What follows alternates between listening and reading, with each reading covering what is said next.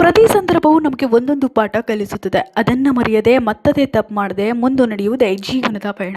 Hello ನಮಸ್ಕಾರ, ನನ್ನ ಮತ್ತೊಂದು ಮಿನಿ ಬ್ಲಾಗ್ಗೆ ನಿಮ್ಮೆಲ್ರಿಗೂ ಆತ್ಮೀಯ ಸ್ವಾಗತ. ನನಗೆ ಯಾಕೋ ಗೊತ್ತಿಲ್ಲ, ರವಿ ಬೆಳಗೆರೆ ಅವರು ಬರೆದಿರುವಂತಹ ಹೇಳಿ ಹೋಗೋ ಕಾರಣ ಪುಸ್ತಕ ಓದಲೇಬೇಕು ಅಂತ ಅನ್ನಿಸ್ತಾ ಇತ್ತು. ಎಲ್ಲರೂ ಹೇಳ್ತಾ ಇದ್ರು ಈ ಪುಸ್ತಕ ತುಂಬ ಚೆನ್ನಾಗಿದೆ ಅಂತ.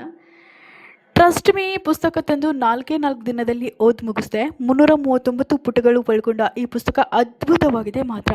ನಿನ್ನೆ ರಾತ್ರಿ ಈ ಪುಸ್ತಕ ಲಾಸ್ಟ್ ಪುಟ ಓದಿದ ನಂತರ ಟೈಮ್ ಆಗಿತ್ತು 12:30. ಯಾಕೋ ಗೊತ್ತಿಲ್ಲ, ಫಿಲ್ಮ್ ನೋಡಬೇಕು ಅಂತ ಅನ್ನಿಸ್ತಾ ಇತ್ತು. ನಾನು ಫಿಲ್ಮ್ ನೋಡೋದು ತೀರಾ ಕಡಿಮೆ, ಸೀರಿಯಲ್ ಅಂತೂ ನೋಡೋದಿಲ್ಲ. ಓನ್ಲಿ ಕನ್ನಡ ನ್ಯೂಸ್ ನೋಡ್ತೀನಿ, ಅದು ರಾಜಕೀಯ ಸುದ್ದಿನೇ ಹೆಚ್ಚು. ನಿನ್ನೆ ರಾತ್ರಿ ನಾನು ಉರಿ ಫಿಲ್ಮ್ ನೋಡ್ತಾ ಇದ್ದೆ. ರಿಯಲಿ ನಾನು ಇದು ನೋಡ್ತಾ ಇರೋದು 11ನೇ ಸಲ. ಯಾಕೋ ಗೊತ್ತಿಲ್ಲ, ಈ ಫಿಲ್ಮ್ ನನಗೆ ತುಂಬ ಇಷ್ಟ. ಈ ಫಿಲ್ಮ್ನಲ್ಲಿ ನೈಜ ಮಿಲಿಟರಿ ಆಪರೇಷನ್, ಅದ್ಭುತ ಆ್ಯಕ್ಷನ್, ಸಸ್ಪೆನ್ಸ್ ಮತ್ತು ದೇಶಭಕ್ತಿ ತುಂಬ ಚೆನ್ನಾಗಿ ತೋರಿಸಿದ್ದಾರೆ.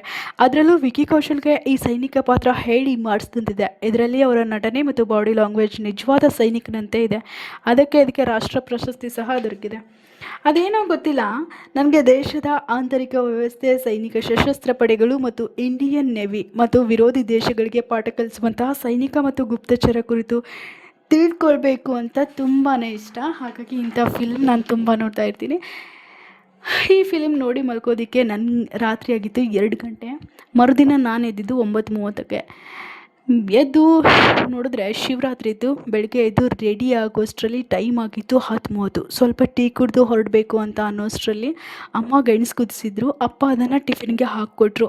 ಸೀದಾ ನಾ ಬಂದೆ ಕೆಲಸದ ಕಡೆ. ಬಂದು ಬೆಕ್ಕಿಗೆ ಸ್ವಲ್ಪ ಹಾಲು ಹಾಕಿ ಕೆಲಸ ಮಾಡ್ತಾಯಿದ್ದೆ. ಹಾಗೆ ನಾನು ನನ್ನ ಗೆಳತಿ ಇಬ್ಬರು ಗೆಣಸು ತಿಂದು ಕೆಲಸ ಮುಗಿಸಿ ಹೊರಟ್ವಿ. ಆಮೇಲೆ ಶಿವನಗುಡಿಗೆ ಹೋಗಿ ಬರಬೇಕಂತ ಅಂದ್ಕೊಂಡ್ವಿ. ಅಂದಾಗೆ ಇವತ್ತು ಶ್ರೀಲಂಕಾದಲ್ಲಿ ಇಂಡಿಯಾ ಮತ್ತು ಪಾಕಿಸ್ತಾನ ನಡುವೆ ಕ್ರಿಕೆಟ್ ಮ್ಯಾಚ್ ಇದೆ. All the best India, get ಬಾ ಅಂತ ಹೇಳ್ತಾ ನನ್ನ ಡೇ ಇಲ್ಲಿಗೆ ಮುಗಿಸ್ತಾ ಇದ್ದೀನಿ. ಮತ್ತೆ ಮುಂದಿನ ಬ್ಲಾಗಲ್ಲಿ ಭೇಟಿಯಾಗೋಣ.